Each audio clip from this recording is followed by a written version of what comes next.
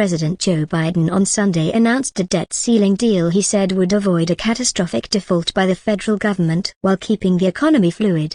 It takes the threat of catastrophic default off the table, Biden said in a brief statement about the bipartisan agreement, which would still need approval from both chambers of Congress.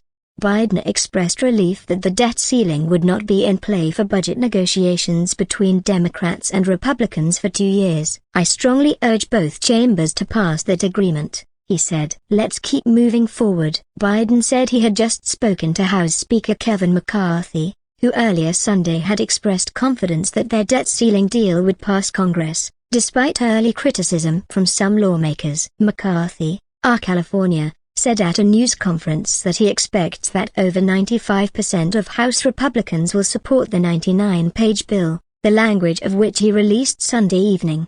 He said in a statement the deal would stop out-of-control spending by Biden as it forces the executive branch to find dollar-for-dollar savings in the government for costly rules and regulations, so that executive overreach is reined in and held accountable. The House plans to take up the bill Wednesday, after markets close, Republican senators were told. "This is going to be transformational, where Congress is literally going to vote to spend less money this year than we spent last year," McCarthy said earlier. Asked by reporters Sunday in Washington whether he's confident the deal will get to his desk, Biden said, "Yes." In a statement, Senate Minority Leader Mitch McConnell, Kentucky, urged colleagues to quickly pass the legislation underpinning the deal. "The Senate must act swiftly and pass this agreement without unnecessary delay," he said, expressing gratitude to McCarthy for helping to rein in government spending via the agreement.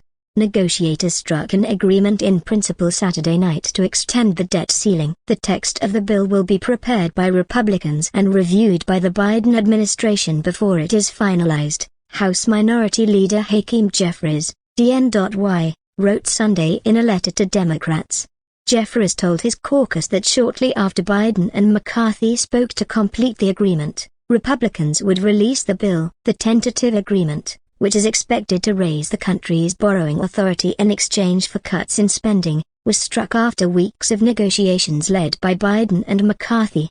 A source familiar with the agreement said it includes a 2-year appropriations deal and a 2-year extension of the debt limit, effectively resolving the issue until after the 2024 election. It will include work requirements to receive federal aid under the Supplemental Nutrition Assistance Program, or SNAP, for people up to 54 years old, with exceptions for homeless people and veterans. But there will be no changes to Medicaid, the source said. Some lawmakers on both sides of the aisle criticized the deal on Sunday programs. Rep. Pramila Jayapal, D. Washington, the chair of the Congressional Progressive Caucus, said Democratic leaders should be worried about progressive support for the deal on CNN's State of the Union.